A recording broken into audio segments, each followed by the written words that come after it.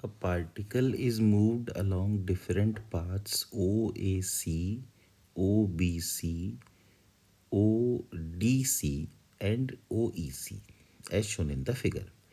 Path ODC is a parabola y is equal to 4x square and path OEC is a straight line. अब force यहाँ पे लिखी हुई है X Y I cap plus x square Y J cap acts on the particle. Work done by the force is listed in list 1 and corresponding values are in list 2. Select the correct match. ठीक है, अब देखो इसमें सबसे पहले एक process है ओ ए सी. तो ओ ए सी जो प्रोसेस है ये ओ ए प्लस ए सी को मिलाकर बनी है. तो अगर हम प्रोसेस ओ ए की बात करें तो प्रोसेस ओ ए में y की वैल्यू ज़ीरो है. अगर y की वैल्यू ज़ीरो है तो जो फोर्स होगी वो तो ज़ीरो ही हो जाएगी क्योंकि दोनों में ही y आ रहा है. तो इसका मतलब इस केस में वर्क डन ज़ीरो होगा. फिर ए सी को अगर हम देखें तो ए सी वाली पूरी प्रोसेस में x की वैल्यू है 1. तो फोर्स बनेगी वाई आई कैप प्लस वाई जे कैप. डिस्प्लेसमेंट जो है डी आर वो डी वाई जे कैप के अलॉन्ग है क्योंकि पार्टिकल ए से सी में वाई में जा रहा है. तो जब हम डी डब्ल्यू लिखेंगे तो वो आएगा वाई डी वाई. अब इसको इंटीग्रेट करते हैं y की वैल्यू 0 से 4 तक. तो ये बनेगा वाई स्क्वायर बाई 2 0 से 4 तक. तो 8 जूल आना चाहिए. तो टोटल ओ ए सी का वर्क जो है ओ ए सी का वर्क वो 8 जूल आ गया. इसका ये मतलब है कि ओ ए सी का वर्क 8 जूल आ गया. तो पी का आंसर हो गया 3. पी का आंसर आया 3. अब आते हैं ओ बी सी पर. फिर से फोर्स लिख देता हूँ. फोर्स थी एक्स वाई आई कैप एक्स स्क्वायर वाई जे कैप. एक्स वाई आई cap plus x square Y जे कैप.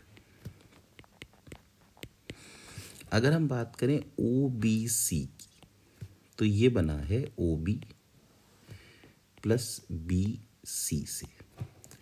अब जो ओ बी है उसमें आप देख सकते हैं कि y तो चेंज हो रहा है पर x हमेशा ज़ीरो है. ओ बी में x हमेशा ज़ीरो है तो फोर्स आ गई ज़ीरो. फोर्स ज़ीरो आ गई तो वर्क डन भी ज़ीरो आ गया ओ बी में. फिर अगर आप बी सी को देखें तो इसमें x चेंज हो रहा है पर y की वैल्यू हमेशा सेम है. तो y की वैल्यू है 4.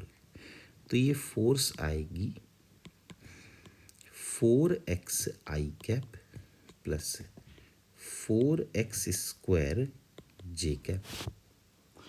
अच्छा, जो डिस्प्लेसमेंट है यहाँ पर वो x के ही अलॉन्ग है डी एक्स आई कैप. तो डी डब्ल्यू बनेगा 4x डी एक्स.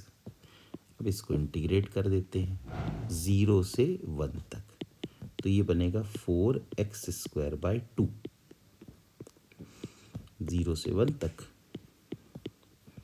तो 2 जूल आ जाएगा. इसका ये मतलब है कि ओ बी सी यानी Q इसका आंसर आ रहा है 2 जूल यानी 2.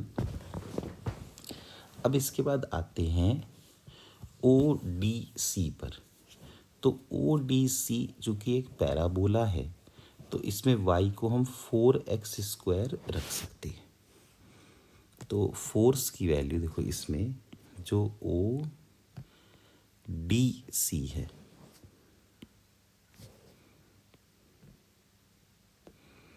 इसमें हम y को लिख सकते हैं 4x²। तो फोर्स का फॉर्मूला बन गया, देखो x इंटू 4x², इसका मतलब 4x³ आई cap plus x² into 4x², यानी कि 4x⁴ जे कैप। अच्छा ये तो ठीक है, तो dy/dx ये हो गया 8x, तो यहाँ से dy आ गया 8x dx। तो डिस्प्लेसमेंट जो dr हुआ वो dx आई कैप प्लस dy जे कैप होना चाहिए, तो उसकी जगह हो गया 8x dx जे कैप। तो यहाँ से dw हमें मिला 4x³ dx plus 32x⁵ dx। अब इसको इंटीग्रेट कर देते हैं। तो कहाँ से कहाँ तक इंटीग्रेट करना है, x की वैल्यू तो 0 से 1 तक ही जा रही है, तो 0 से 1 और 0 से 1, तो वर्क डन बना 4 और 1⁴/4 प्लस 32 और 1⁶/6, तो 1 प्लस 32/6, तो 6 इसको कैंसिल करके 16/3 लिख सकते हैं। तो ये बन गया 19/3 जूल।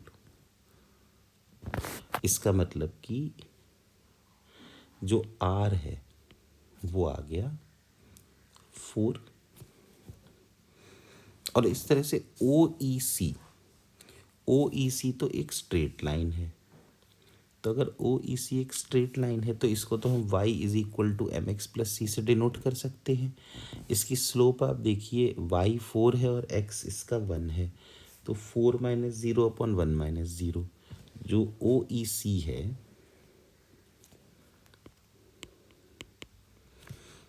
इसमें y = 4x हो जाएगा। तो जो वर्क फोर्स थी जो थी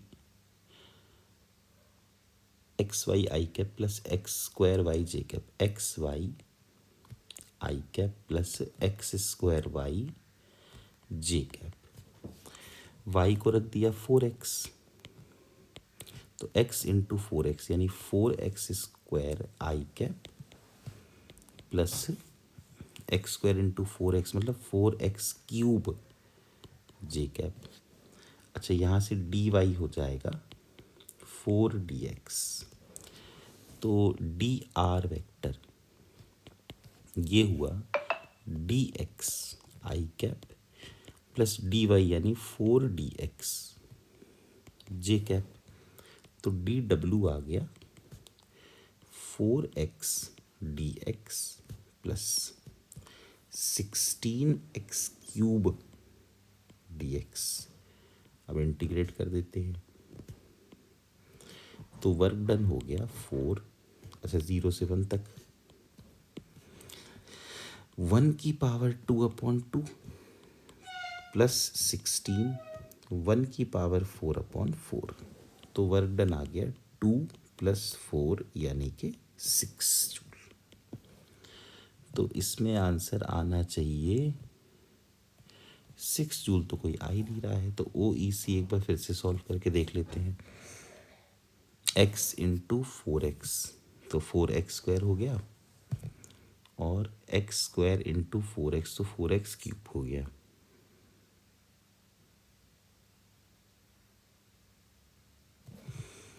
dx आई कैप प्लस 4dx जे कैप, तो 4x dx प्लस 16x⁵, तो वर्क डन आ गया 4x² प्लस 16x⁴, तो यही आ रहा है। तो एनीवेज ये 3 के हिसाब से जो भी ऑप्शन बनेगा तो अपन वो कर सकते हैं।